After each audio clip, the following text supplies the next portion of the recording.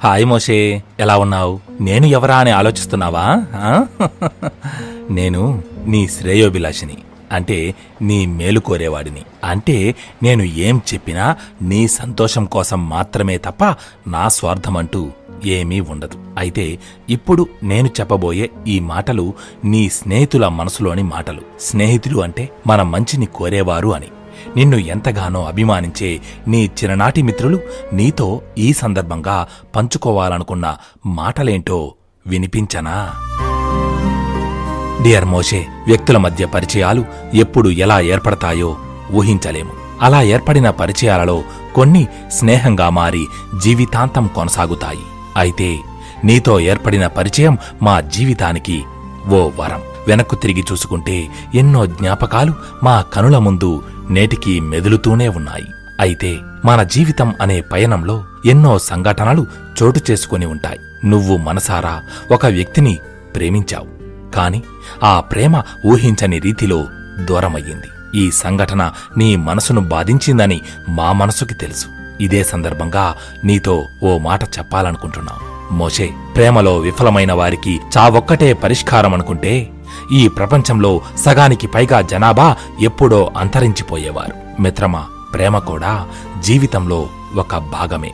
కాని మనం ఎంత స్వార్థంగా మన వైపు నుండి మాత్రమే ఆలోచిస్తున్నామో ఒక్కసారి తలుచుకుంటే మనకే సిగ్గేస్తుంది. మనం పుట్టినప్పటి నుంచి మనల్ని కంటికి రెప్పలా కాచుకొని మన సంతోషాలలోనే తమ సంతోషాలను చూసుకుంటూ ఎన్నో త్యాగాలను చేసిన తల్లిదండ్రులు ముఖ్యం కాదా? మన తోబుట్టిన వారికి మనం ముఖ్యం కాదా? అయినా మోషే, మనల్ని కాదని వెళ్లిపోయిన ప్రేమ గూర్చి ఏడుస్తూ కూర్చుంటే ఈ ప్రపంచానికి ఎటువంటి నష్టం లేదేమో గాని నిన్ను ప్రాణానికి ప్రాణంగా పెంచుకున్న తల్లిదండ్రుల గుండె కోత ఎలా ఉంటుంది? నీ మీద ఎంతో అభిమానం పెంచుకున్న ఈ మిత్రుల పరిస్థితి ఏంటి? సూటిగా ఒక్క మాట చెబుతున్నాం మోషే, నువ్వు ఈ భూమిపైకి వచ్చింది ఏదో సాధించి నువ్వేంటో నిరూపించుకోవడానికి. ప్రేమ కోసమే మోషే అనేవాడు పుట్టలేదు, మోషే అనేవాడి కోసమే ప్రేమ అనేది పుట్టలేదు.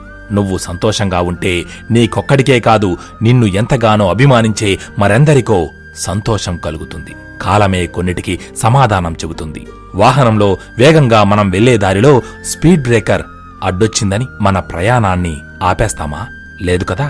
స్పీడ్ బ్రేకర్ ముందు కాస్త నెమ్మదించి మళ్లీ మన ప్రయాణానికి వేగాన్ని అందిస్తాం. జీవితం కూడా ఒక ప్రయాణమే. అడ్డంకులు వచ్చాయని, అనుకున్నది జరగలేదని తల్లడిల్లిపోయి అలాగే ప్రతి ఒక్కరూ అక్కడే ఆగిపోయి కూర్చుని ఉంటే ప్రపంచం ఎప్పుడో స్తంభించిపోయేది. ఇది ఒక గాయం మాత్రమే. కాలంతో పాటు ఆ గాయం ఓ జ్ఞాపకమై పోతుంది, ఎటో పోతుంది. అసలు చెప్పాలంటే మనల్ని కాదని వెళ్లిపోయిన వారికి మనసులో మనం థ్యాంక్స్ చెప్పుకోవాలి. ఎందుకంటే వారికంటే బెటర్ చాయిస్ ని ఎంచుకునే అవకాశాన్ని మనకిచ్చినందుకు. మోషే, నీతో మేమున్నాం. ఇట్లు నీ ప్రియమిత్రులు సుధాకర్, కుమార్, బాలు, వెంకటేష్ మరియు ప్రభాకర్. మోషే, విన్నావుగా నీ మిత్రుల ఆవేదన, వారి మనసులోని మాటలు.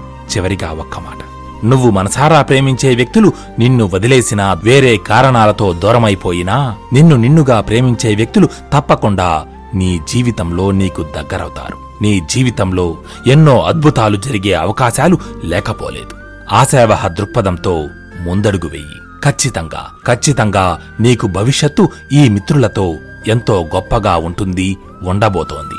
నిన్ను ఇంతలా అభిమానించే స్నేహితులను పొందిన నువ్వెంత అదృష్టవంతుడివి ఓసారి ఆలోచించు. వీరిని చూసి సంతోషించు. మీ స్నేహబంధం మరెందరికో స్ఫూర్తిగా నిలవాలని ఆశిస్తూ మోషే, నీ ప్రియమిత్రులు సుధాకర్, కుమార్, బాలు, వెంకటేష్ మరియు ప్రభాకర్ల నుంచి నీకే బెస్ట్ విషెస్.